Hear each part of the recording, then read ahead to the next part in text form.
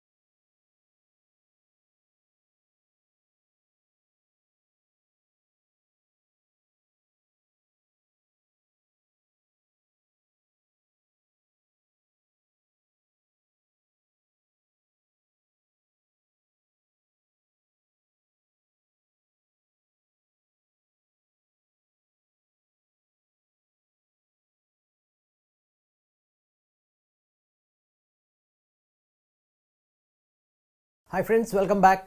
आज हम बात करेंगे एक बहुत ही इंपॉर्टेंट टॉपिक फोटोग्राफी में जिसको कहते हैं कंपोजिशन। कंपोजिशन का मतलब ये होता है कि हमारा जो पिक्चर है उसको हम कैसे फ्रेम करें और ये इसलिए इम्पॉर्टेंट है क्योंकि जो कंपोजिशन है उसके ऊपर ही आपका पिक्चर अच्छा या ख़राब दिखता है। तो कंपोजिशन का बहुत सारे रूल्स हैं और बहुत सारे टाइप्स है कंपोजिशन का, उसके बारे में हम आज डिस्कस करेंगे। सबसे पहला रूल है रूल ऑफ थर्ड्स।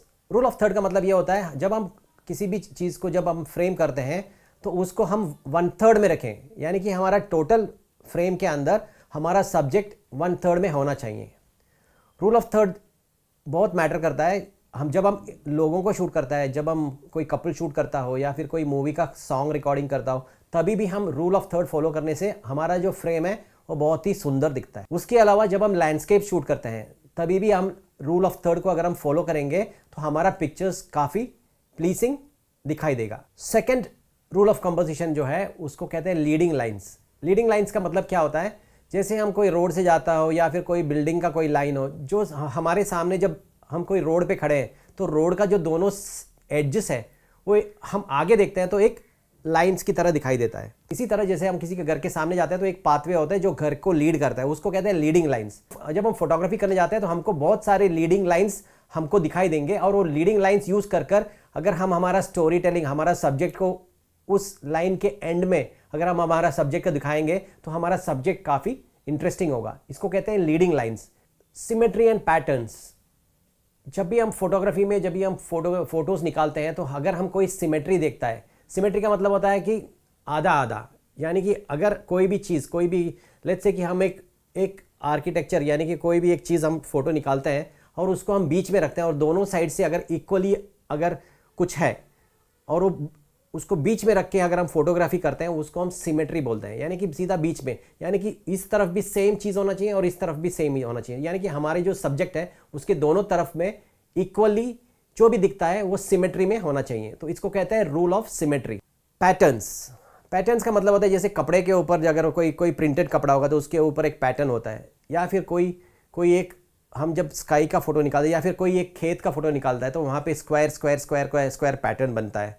तो जब हम पैटर्न्स के ऊपर फोकस करके कंपोज करेंगे तो उसको कहता है composing using patterns.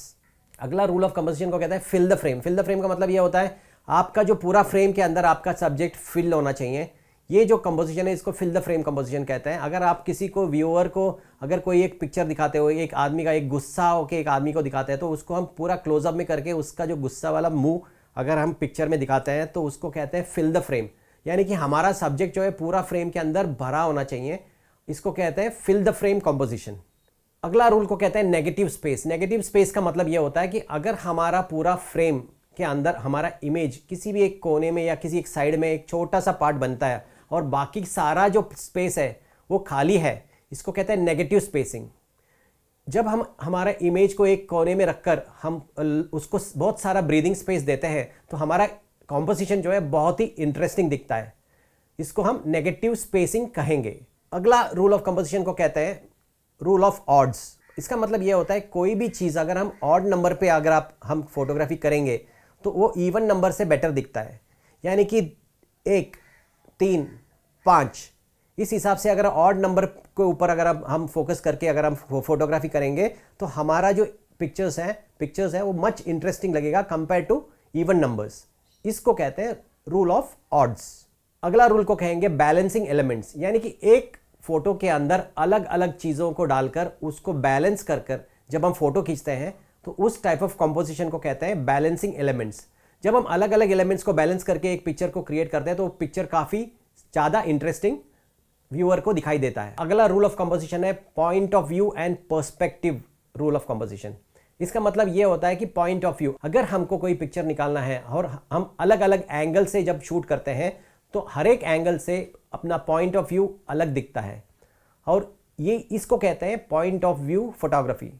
Let's say कि एक आदमी है और उसका फोटो हम एकदम उसके पैर के सामने लेट के निकालते हैं तो हमको ऐसा दिखाई देगा जैसे कि वो आदमी बहुत लंबा और बहुत बड़ा वेल बिल्ट और राक्षस टाइप का आदमी है। इसको कहते हैं पॉइंट ऑफ व्यू फोटोग्राफी। इसी तरह कोई लंबा आदमी के सामने ऊपर से अगर हम फोटोग्राफी निकालेंगे तो बंदा एकदम गिड्ढा सा नजर आएगा, बहुत ही हाइट कम में नजर आएगा और वो पूरा दबा हुआ नजर आएगा। ये भी पॉइंट ऑफ व्यू फोटोग्राफी यानी कि एंगल का पर्सपेक्टिव का कमाल है। इसको कहते हैं पॉइंट ऑफ व्यू फोटोग्राफी। तो कोई भी एक पॉइंट ऑफ व्यू से जब हम फोटो निकालते हैं तो उसको पॉइंट ऑफ व्यू फोटोग्राफी कहते हैं। और point of view photography depend करता है आपका फोटोग्राफी करने का एंगल और आपके सामने जो सब्जेक्ट्स वगैरह जो भी आपके सामने रहेंगे उसको यूज करके अगर आप एक फोटोग्राफी करेंगे तो उसको कहेंगे पॉइंट ऑफ व्यू फोटोग्राफी। अगला रूल ऑफ कंपोजिशन है जिसको कहते हैं एनवायरमेंटल पोर्ट्रेट्स। एनवायरमेंटल पोर्ट्रेट्स का मतलब यह होता है कि हम कोई किसी भी स्टोरी टेलिंग, किसी भी फोटोग्राफी जब हम करते हैं, लेट्स से कि हमको एक मोची का फोटो निकालना है जो जूता बनाने वाला है, तो अगर उसको जूता बनाने वाले का हमने क्लोजअप निकाला है तो वो हमको उतना मज़ा नहीं आएगा देखने में, व्यूअर को भी मज़ा नहीं आएगा। लेकिन अगर उस मोची को उसके एनवायरनमेंट यानी कि उसके वर्क एरिया यानी कि उसका वर्किंग का बैकग्राउंड या फिर उसके साइड में बहुत सारे जूते लगे हो या चप्पल लटके हो या फिर बहुत सारा उसका जो टूल्स वगैरह पड़े हो, तो वो जो पिक्चर है बहुत ही ज़्यादा अपीलिंग फील होगा व्यूअर के लिए। इसको कहते हैं एनवायरमेंटल कॉम्पोजिशन और environmental portrait. Environmental portraits lifestyle, profession, ये सब चीज़ें दिखाने के लिए ज़्यादा यूज होता है, इसलिए उसको कहते हैं एनवायरमेंटल पोर्ट्रेट्स, क्योंकि सब्जेक्ट को उसके एनवायरमेंट के साथ में कंपोज किया जाता है। अगला टाइप ऑफ कंपोजिशन जो है उसको कहते हैं डायगोनल कंपोजिशन, यानी कि हमारा जो फ्रेम, स्क्वायर फ्रेम होगा उसके क्रॉस में हम हमारा सब्जेक्ट को कंपोज करेंगे। जब हम ऐसे करते हैं बहुत सारे टाइम पे, जब हम मूवीज़ वगैरह देखते हैं और हम एक कार रेसिंग वगैरह देखते हैं, तो हम ये देखते हैं कि जो सिनेमाटोग्राफर है उसका जो फ्रेम रखता है उसके डायगोनल में कार भागता है, क्योंकि उसमें काफ़ी डायनामिज्म हम क्रिएट कर सकते हैं। तो डायगोनल कंपोजिशन उसको कहते हैं जहाँ पे अक्रॉस द फ्रेम हमारा कंपोजिशन का जो लाइन है वो जाता हो। ये जो डायगोनल कंपोजिशन है या तो हम एक डायगोनल फ्रेम जो ऑलरेडी फ्रेम में एग्जिस्टिंग डायगोनल फ्रेम है उसको यूज करेंगे, या फिर फोटोग्राफर अपना कैमरा को उस हिसाब से प्लेस करेंगे जिससे कि एक डायगोनल फील अपना पिक्चर में आता हो। अगला कंपोजिशन टाइप है जिसको कहते हैं एम्फसाइजिंग ऑन कलर, यानी कि कोई भी एक कलर को पकड़ के हम कंपोज करते हैं, या फिर कोई भी एक कलर और उसका कॉन्ट्रास्टी बैकग्राउंड, इसको यूज करके हम जब कंपोज करते हैं तो उसको कहते हैं एम्फसाइजिंग कलर कंपोजिशन।